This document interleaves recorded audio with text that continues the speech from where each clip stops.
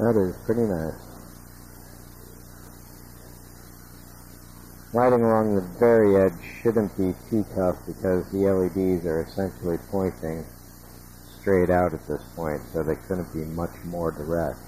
I think the shadow that seems to be going on around the edges is simply the curvature of the plastic, because straight on right here, where the light is pretty much perpendicular to all the surfaces, it's pretty clear overall.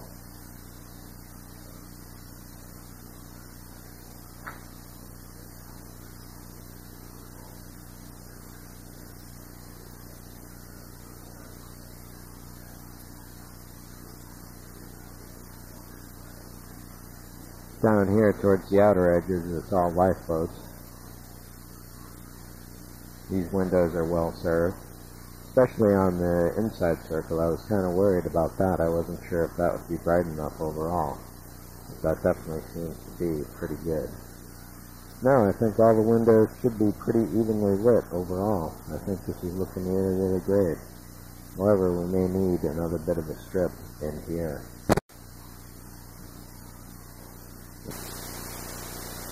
I don't think we're done with the saucer yet. We've still got to put the red and green running lights on the top, and on the bottom of the hull there are 5 white point lights that will be going on in various places.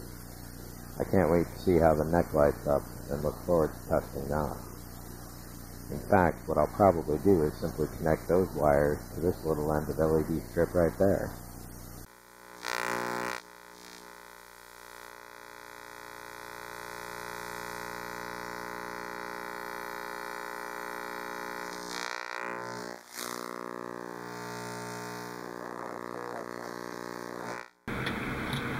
And over here I'm going to throw this one last little guy in to make sure that I've got good coverage everywhere. So all I need is just a little bit of scrap wire, which I'm hoping will be in reach. One of the nice things about LED tape, well, I suppose a lot of electronics, is that one of the nice things about LED tape is that you can just put a link pretty much anywhere along the length that you need it.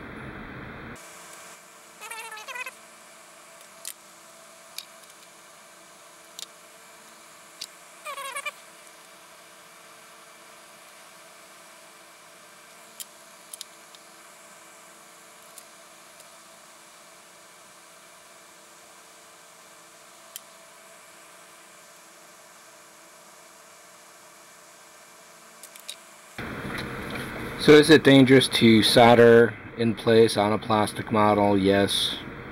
The backing of the film peeled up, but no damage is done to the actual plastic. So we're gonna try and keep it that way, essentially. Definitely soldering in place is not the greatest option, but it does essentially work. And if it works, that's what really matters, because no one's going to see the insides of this model once you seal it up. Unless, of course, you're building it clear like I am, in which case, yeah, they'll have an idea.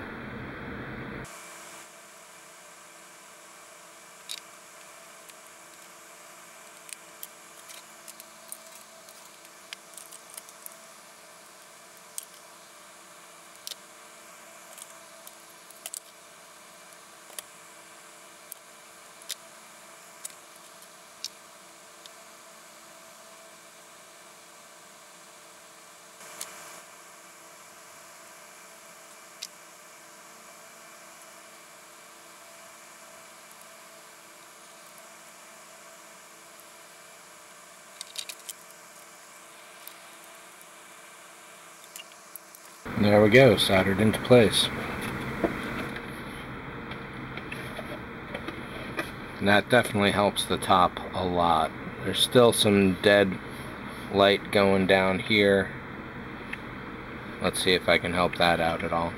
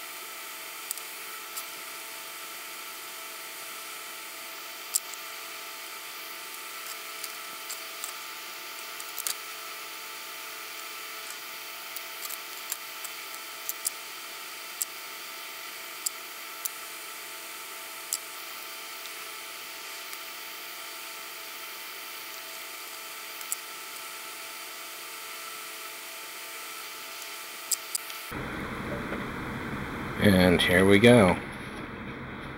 That is going to be perfect to light up these last few windows. You really can't do any better or any different at this point.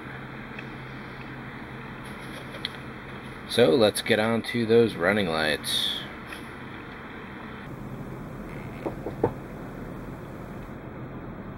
Let's take a quick look at the body.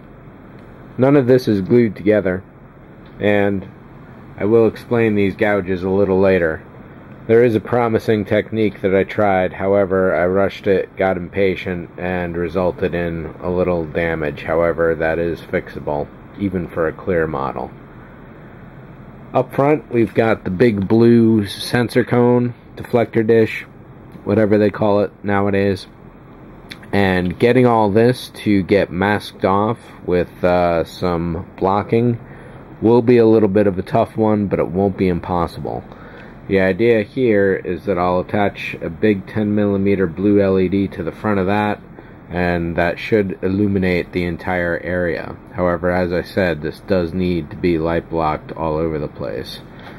As for this is a L bracket of sorts that came with whatever one day when I happened to buy it, and it's been laying around as a greebly or something to use, and as it happens, it's perfect. I've got this brass rod here, and what'll be happening is that will be the base stand that will go below the model and down to the base, obviously. And I'll also be able to use this to attach LEDs and other sources of light and keep them suspended in the middle of the entire volume of area, which is nice. However, the first thing I have to do is get this attached, so I wanted to get that on camera, and we'll go from there. Oh, and by the way, if you think this is pretty bad, imagine having to do it to light up the nacelles. With the Modeler's brand D-Pack, you don't have to gouge nothing. Except maybe those, but like I said, I'll talk about that a little later. So if super glue works, I should know pretty soon. However, I'm going to leave this set up and clamped for several hours and see how it does. I also have to give it a flex test with the hull and see if that holds in as well. If this doesn't work, next I would go to using Ava's epoxy and puttying up around the edges to seal it into place. I don't have any of that on hand at this point, so I don't know what other glue I would really turn to.